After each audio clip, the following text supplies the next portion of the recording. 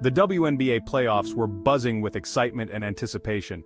Fans from all over were tuning in, eager to see the best of women's basketball.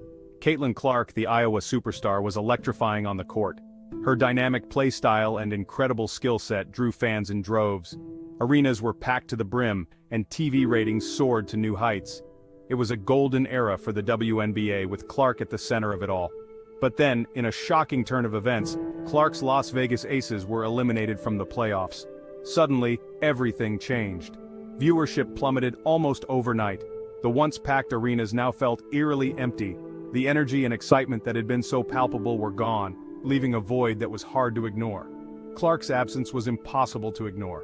Her presence had been a beacon of hope and excitement for the league, and without her the WNBA felt different. The WNBA had a significant problem on its hands. The numbers were stark and undeniable. Analysts and fans alike were concerned about the sudden drop in viewership and what it meant for the future of the league. Game 1 of the finals saw a dramatic drop in viewership, a stark contrast to the high ratings of the earlier rounds fueled by Clark's performances. The excitement that had once surrounded the playoffs seemed to have dissipated. It was a stark contrast to the Clark-fueled excitement of the earlier rounds. The arenas that had been filled with cheering fans were now noticeably quieter, and the energy that had once been so infectious was missing. The league, which had been celebrating its newfound momentum, was forced to confront a harsh reality. The excitement and viewership that Caitlin Clark had brought were not easily replaced. The Caitlin Clark effect was real, and its absence was impossible to ignore. Her star power had been a driving force for the league, and without her, the WNBA was struggling to maintain the same level of interest and engagement. This wasn't just about one player, it was about the league's struggle to maintain a consistent audience. The WNBA needed to find a way to keep fans engaged, even when their favorite players were not on the court. The empty seats and declining viewership numbers were a clear indication that the league had a lot of work to do. It was a wake-up call for the WNBA to address the underlying issues and find a way to build a sustainable fan base. Clark's star power had provided a much-needed boost to the league. Her performances had captivated audiences and brought a new level of excitement to the WNBA. But her absence exposed the league's ongoing challenge. Her absence exposed the WNBA's ongoing challenge, building a sustainable fan base that goes beyond individual players. The league needed to find a way to keep fans engaged and excited, even when their favorite stars were not playing.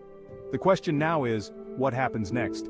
How can the WNBA capitalize on the excitement that Clark generated and turn it into long-term success? Can the WNBA capitalize on the excitement Clark generated? Can they find a way to keep fans engaged and excited about the league, even when their favorite players are not on the court? Or will the league slip back into the shadows, struggling to recapture the attention of a fickle sports landscape? The future of the WNBA hangs in the balance, and only time will tell if they can rise to the challenge and build a sustainable, engaged fan base. Caitlin Clark was more than just a player, she was a phenomenon. Her skills on the court were unparalleled, and her ability to read the game was second to none. She had an uncanny knack for making the impossible look easy, and her presence was felt every time she stepped onto the hardwood. Her arrival in the WNBA brought a level of excitement rarely seen. From the moment she was drafted, there was a buzz in the air. Fans and analysts alike couldn't wait to see what she would bring to the professional stage. Her college career had already been legendary, and the anticipation for her WNBA debut was palpable. Fans flocked to see her play, drawn in by her dazzling passes and long-range shots. Her ability to shoot from beyond the arc with such precision was a sight to behold. Every game she played was a spectacle, and her performances were nothing short of magical. She had a way of making the crowd hold its breath in anticipation, only to erupt in cheers moments later. She was must-see TV, and the ratings reflected that. Networks scrambled to broadcast her games, knowing that viewers would tune in droves. Her presence on the court translated to higher viewership, and she quickly became a household name.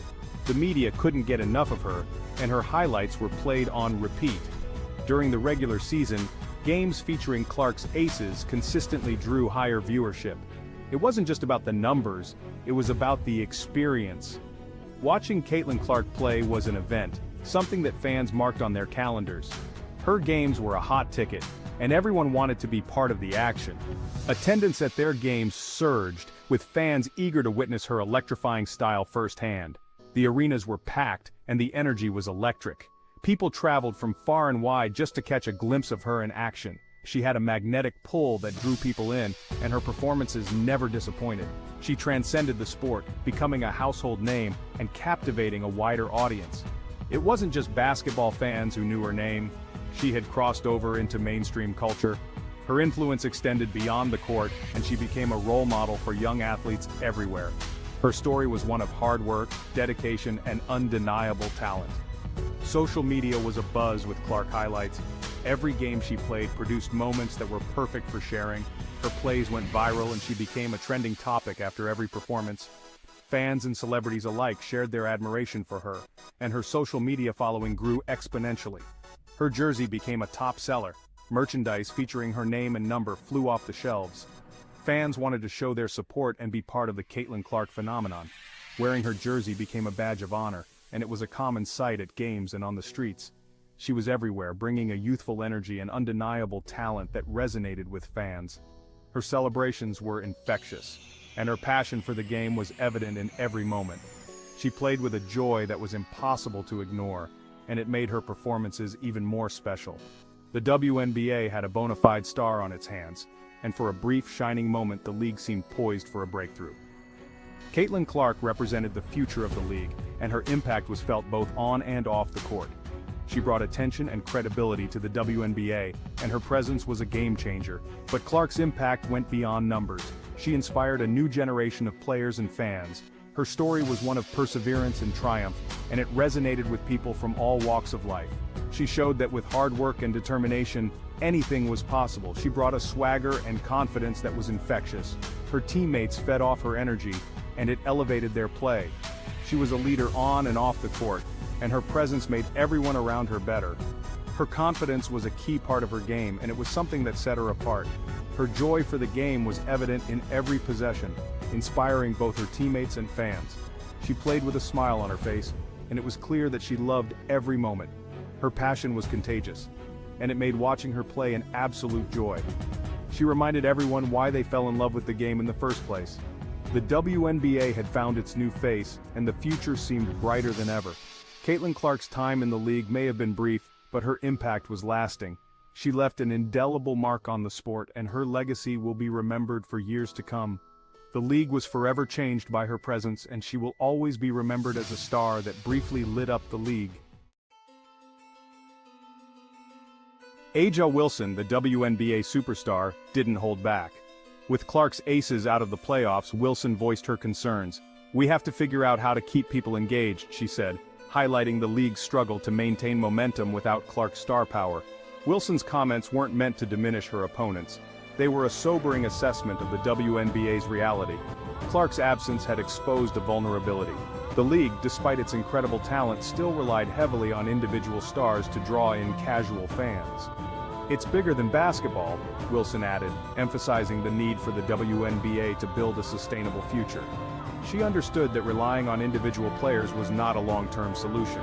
The league needed to find ways to keep fans invested, even when star players were sidelined.